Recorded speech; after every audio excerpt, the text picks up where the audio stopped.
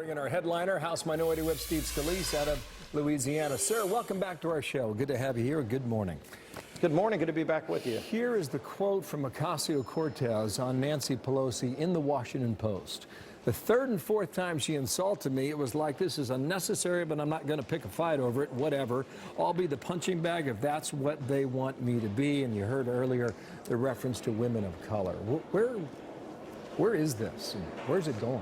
Well, it's ugly and getting uglier, and you are seeing this fight between the far-left socialists and liberals. It used to be in the Democrat Party a fight between liberals and moderates. There are no moderates left. It's literally liberals versus socialists, and the socialists are winning. But for Nancy Pelosi to think that she can silence AOC and these other far-left socialists just shows that she's out of touch with what's happening in her own conference, and that, I think, is shocking a lot of people because she used to control it with an iron fist. She's out of touch is what you're saying.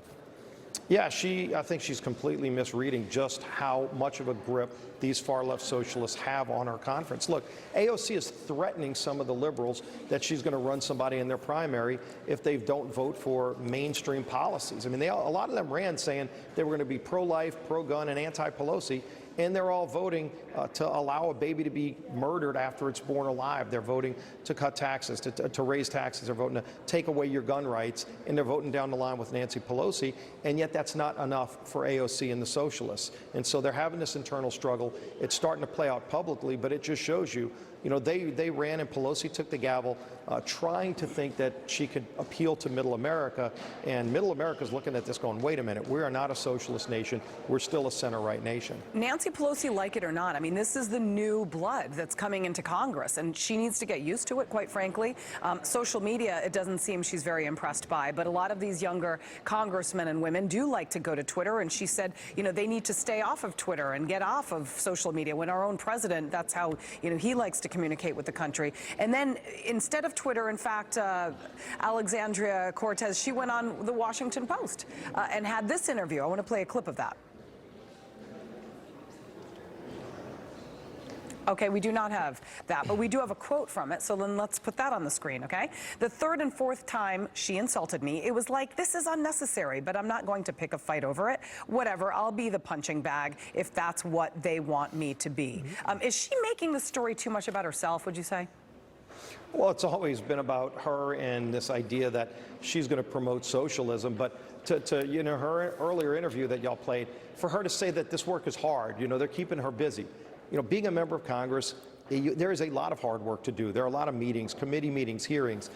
They should be doing the work of the American people, and if she thinks that's a little too hard, let me tell you, there are a lot of folks out there, hard-working families that go to work every day and work 2 jobs that are looking at this going, you know what, why don't you start focusing on us and the things that are broken in this country instead of trying to go after Donald Trump every day and having these little internal fights because you want more power. It's not about power. It's about fixing the broken immigration system where we have a crisis at the border. It's helping give more opportunity for lower-income people to get into the middle class. And instead of bashing the policies of Donald Trump that are working, they ought to be working with Donald Trump to do more things that are getting our economy back on track. It sounds like a campaign already. Carl Rove writes in the Wall Street Journal, just want to share the headline. It says, Democrats go to extremes. The radicalism of the primary campaign will bite the party's 2020 nominee. So let's see how that plays out the next debate 2 weeks from now. To news of today, the president's going to make some sort of statement on the census. What should the White House pursue now, do you believe? Well, I think it's appropriate to ask the question, like many other questions are asked on the census, why shouldn't one of them be, are you an American citizen? It's a basic question. It used to be on the census. And if you're trying to figure out how to apportion the country, how to make sure that you're putting financial resources behind places where you have people that are American citizens that have, whether it's infrastructure needs or health care needs, why isn't that one of the questions you should be able to ask? You there are so many other questions on there. Do you think they'll continue to pursue it, I guess, is the I strongly support the president doing it. The Supreme Court left that door open for President Trump to come back and do it in a different way, to ask the question in an appropriate way. And I think the president's been working to make sure that it's done the right way in compliance with what the Supreme Court allowed in their recent ruling. So I support the president in doing that. We will hold our fire until he makes that announcement today. So stand by. I'm looking forward to it. Moving on, Labor Secretary Secretary Alex Acosta. He's defending his role in a 2008 plea deal for Jeffrey Epstein. As you know, this is amid pressure for him to resign. The question is, his refusal to resign, will that hurt, and how much so the Trump administration, do you think? Well, ultimately, this is going to be up to President Trump. But what Epstein did was just, it's disgusting. And it needs to continue to be prosecuted. There are other different jurisdictions where they're looking at bringing further charges. All the victims ought to have justice served. And he ought to be held to the highest level of contempt and ultimately pay the ultimate price that he deserves to pay for the crimes that he committed. So I want to see that continue to play out, where he's going to have to pay for what he did. It's disgusting what Epstein did, and ultimately, what happens with Acosta, that's going to be between he and the president. Let's get Secretary Acosta's point of view. Here he is on a potential public hearing yesterday. I'm not here to send any signal to the president. I think it's important. A lot of questions were raised, and this has reached the point that I think it's important to have the public hearing. I think it's important that these questions be asked and answered. And as to a message to the victims, the message is you need to come forward.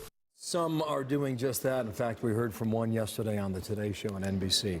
Sir, I don't know if you're following the battle in the Senate, but Democrats are making Mitch McConnell enemy number one. And Amy McGrath, a Democrat who lost her House race this past midterm race, is going to challenge him. She apparently was against Kavanaugh, was for him, and was against him in a span of a couple hours. Here's her latest tweet. I know I disappointed many today with my initial answer on how I would have voted on Brett Kavanaugh. I will make mistakes and always own up to them. The priority is defeating Mitch McConnell. Why do you think she changed her mind so quickly again? Well, look, she is trying to appease the far left elements of the Democrat Party, and the problem for her, she's realizing, is Kentucky is not a far left socialist state. Look, I was there campaigning for Andy Barr last year when he beat Amy McGrath, and one of the things Amy did, she went to Massachusetts. Elizabeth Warren held a fundraiser for her, and she was on video saying, "I'll be the most liberal person in the state of Kentucky."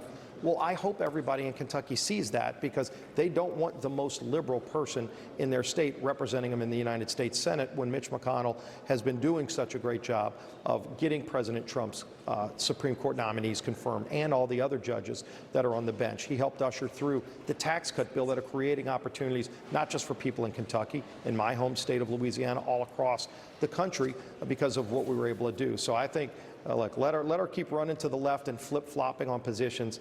It's going to get ugly for her when she realizes that when you're running statewide, you're going to be held accountable for the things you already said, and especially when you're trying to appease a base that's very out of touch with the people of Kentucky and the people of this country. Speaking of getting ugly, possible hurricane heading to Louisiana, massive flooding in New Orleans. Talk to us about what preps are being done where you are.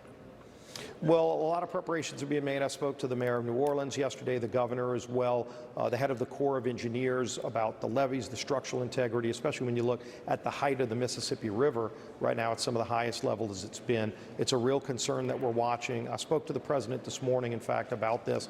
The president's well aware and willing to do whatever needs to be done at the federal level to make sure that people are safe. And, hopefully, in a case like this, you always prepare for the worst but hope for the best. Yeah. So we're saying a lot of prayers, but also doing a lot of preparation. And I just urge local people in and around the city of New Orleans and towards Lafayette, listen to your local leaders. When your local leaders tell you what you need to do, if it's time for an evacuation, be prepared to protect your family.